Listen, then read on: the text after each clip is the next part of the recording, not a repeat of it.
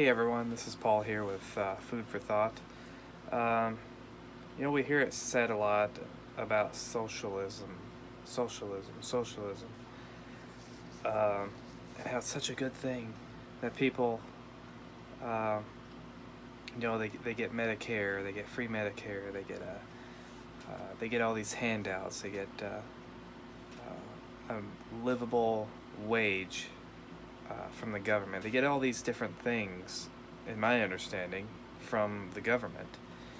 Uh, and I guess you could say there's some good things, I suppose, about everybody having health insurance and everybody being able to go to the doctor in theory, and being able to get proper Medicare, and people basically eliminating poor people because you're giving people money, you're guaranteeing them a certain livable wage. This is just hitting the tip of the iceberg of socialism and everything that goes along with it. But my understanding of it is that any good, if there is any, that could come from it, outweighed with the bad things that come from it, namely being freedom. Okay, the idea of government getting their sticky little mitts, their paws into my life, and essentially, if you give away your freedoms and you give away, uh, and you become dependent upon the government and all the evils that come with the government, and people who are in control. The heart of man is naturally evil, and especially in a government where you don't have any accountability to anything like we do here in America. Of course, our country is founded upon the Bible, the Old Testament laws, and the idea that all men are created equal by their Creator to live life peaceably and happy, and to be free to make good decisions and also free to make bad decisions. It can be said that actually a lot of the problems that we see, that we look around, we see people who are poor, people who are homeless. A lot of these actually have to do with people making bad decisions, really. And I think it should go on a case-by-case basis, of course, on exactly why somebody might be so poor that they don't have a home anymore, or they don't have any family that supports them, or why they're living in the streets, or why they don't have enough money to buy food, to eat or to feed their family. All of that, of course, is on an individual basis, because there are some things that we can't control. People uh, get in a situation maybe due to no fault of their own. But I would say more than those people, there are people out there who, through their poor life decisions, they have made a decision somewhere along the line to be in the situation that they're in, either through drug abuse or alcohol abuse, or whatever it might be. Are all we need to be, we're all accountable for our own selves, essentially. And when it comes down to it, when you look at the big picture of things, when it comes to our relationship with God, our relationship with Jesus Christ, and where we're going to spend eternity, either in heaven or hell, those are the only two places that men and women go in the afterlife. All of that has to do with us individually making the decision to follow God, making up in our mind that we're going to die to ourselves and essentially be made a new creature, a new creation in Jesus Christ. And I would also say, more than just one day deciding, oh, I'm going to become a Christian, I'm going to follow God, I'm going to stop all my sinning, and I'm going to start working on that building too. Jesus comes to us. God comes to us. I could say that when I was saved, I certainly wasn't really looking for God.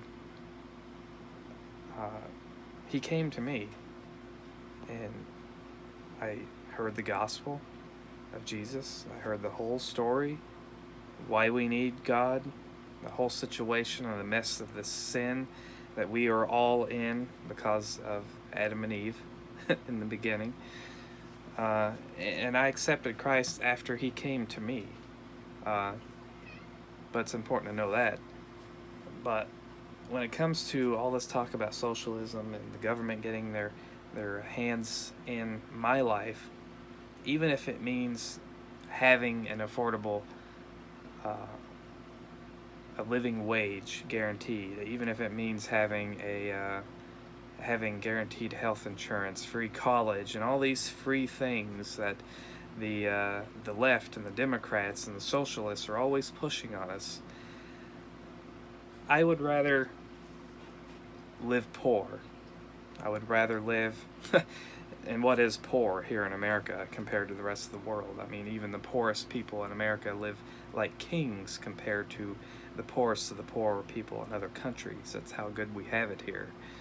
And we want to try to change things. Well, I want my freedom, thank you, more than I want socialism, more than I want the government being involved or having a say, because the more freedom we give up, the more and more we become dependent upon the government, upon this bureaucracy, people who are essentially a lot of times people who aren't even elected officials, having a say in my life, having a say in how, for instance, how I raise my children, or having a say in how I teach my children, or where I should work, or how I should live, and what I should eat, and so on and so on and so on and so forth. You give up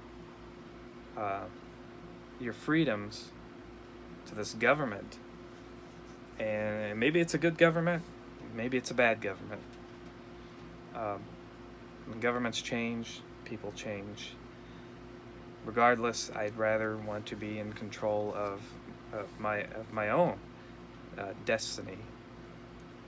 And I want to be able to work hard for it. I want to be able to live and fail on my own and still have that freedom of religion, the freedom of the press, freedom, all the freedoms that were guaranteed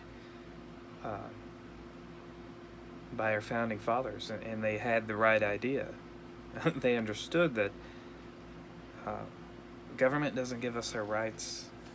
Government is there to protect the inalienable God-given rights that we all are given and are expected to have by God, our Creator.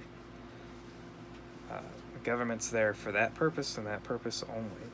And I'll say this: no thank you to socialism, no thank you to government handouts and free money. And I'll say yes to freedom, freedom, freedom all day long, even if it means I have to live a little bit poorer, even if it means I have to struggle a little bit. As long as at the end of the day, the government has their hands out of my wallet, out of my life, and lets me live my life to fail or succeed on my own, but is there also to protect my ability to succeed and without hindering me, then we're okay. Because I value my freedom, my God-given freedoms of worship, worship God as I choose and see fit, the freedom to raise my family according to my values, according to the truth, which is Christianity, which is the Bible. Then me and government, we're okay. And I'll say once again, no thank you to socialism and yes to freedom. And I hope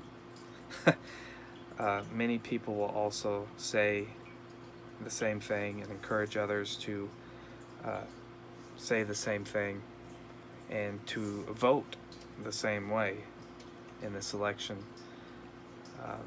Thank you for listening to what I had to say, and for this little segment of